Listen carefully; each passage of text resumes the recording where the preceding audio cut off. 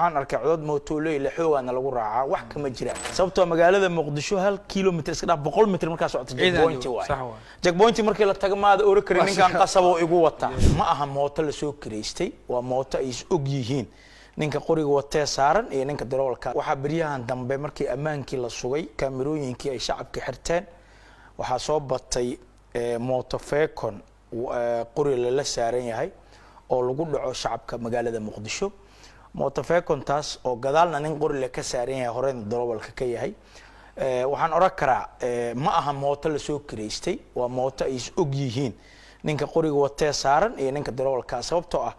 ah dadka aan qabanay waxa kamid ah mooto saddex meel wax ku dhacday hadii hal meel wax lagu dhacay oo la soo kireystay ninka la soo kireystay wuxuu oran lahaa iga deg walaalow waxaan rabo ma ahan mar labaad oo dhacay mar saddexaad oo dhacay marka awaamirtu waxay salka ku haysaa inaan la arki karin ma aha askari nin amar diidaya awaamirta ciidamada ka soo baxay diida askari ma aha laakiin waxay salka ku haysaa awaamirtaas inaan la arki karin qof qori wata oo moota laba lugaadley saaran goob kasta u socday waxa dhici karta awaamirka horeysa jirto magaalada laga soo saaray oo ah inaan magaalada Muqdisho gudaheeda shakhsi qori ku wata la arki karin aan ka ahayn ciidanka ammaanka suga ee checkpoint lagu ogyahay goob lagu ogyahay number gaar ah cid lagu arkan ay dambi tahay haddana waxay ku sii dabaqmaysaa amarkaas iyadoo la sii fulinaya ayaa waxa la faray mootoleyda marka dadka si kale u arki karaan oo waxaan arkay codod mootoley la xoogaana lagu raacaa wax kama jiraan waxay soo ugu jirnaa ku cadeena Cabdi Naasir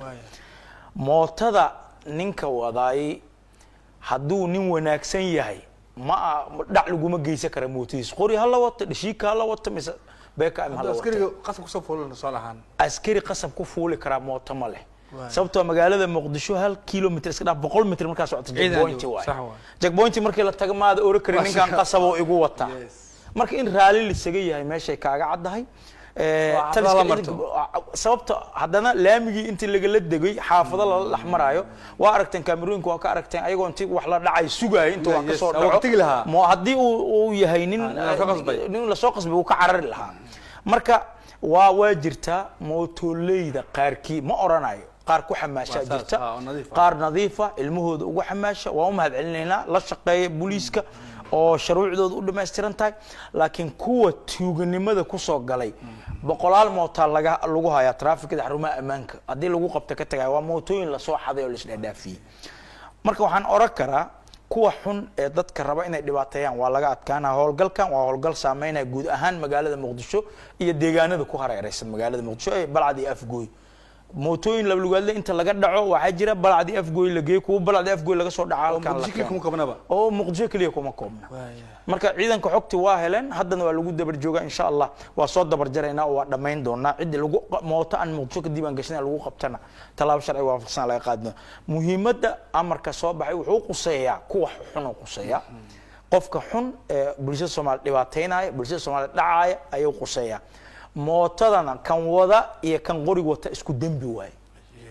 hadii lagu dhacay maxaa laamiga ka dajiyay walaalo ani mootadeyda mooto la lugaadley waay laamigana ugu xamaasha kama deegi karo ma jirto Cabdi Naasir waxaan ka qancina magaalada Muqdisho iska badhaafay guud ahaan dalka meel maanta inta qori la isku handado la isku dhici karay ma jirto waxa ku cadeena dadkii la dhacay qaar kamid ah ma aragtay ayagoo qori inta lagu taagay le bax mooto leh mobilkay ku siima iga dhaqaaq la dagaalamay ninkii qori wata saas leh shoot inta yiri oo ka dhaqaaq marka see adoo mooto wata inta lagu qafaasho checkpointii ku dhaaftay checkpointii labaad ku dhaaftay qori lagu goyn marka raaliya la isaga yahay waan ognahay mootooyinka noocaas ku shaqeysanay waa garanaynaa Cabdi Naasir mootooyinka noocaas ku xamaasha calaamaday leeyihiin taargada dambe mootada meesha ku aadanay waxay ku xiraan bir wala faasiyaba mootada in lagu qurxiyo ka dhigayaan laakiin taargada lagu qarina hadii mootada lagu qarxinayo maxaa taargada intii la soo furo loogu dhaji waay birti lagu dhaji loogu xiri waay birtaas waa la soconaa in taargada lagu qarinayo cidii aan ku aragna birta naftirkeeda dambi ah taargada ma qarsoomi karto waxa la rabaa askariga 100 mitir inuu ka arkaa la rabaa taargada dadka taargada qarinayna talaabaan ka qaadayna cidda xamaalanaysa ee xoog ugu xamaalanaysa carruur ugu xamaalanaysa waa ku taageeraynaa waana ku gacan siinaynaa amnigooda sugaynaa jagboonjida lama celi waa loo fasaxaa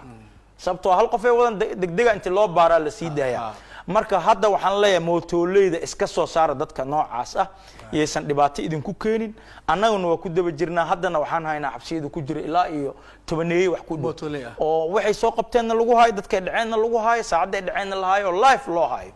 marka insha allah maxkamadda la wadaagi doonaa howlgalkanna waa howlgal saameyn doona guud ahaan dalka gaar ahaan magaalada muqdisho iyo balcad iyo afgooy intaba waa gaaraynaa waana go'aan ciidanka booliiska Soomaaliyeed uu u dhan yahay uu soo saaray insha allah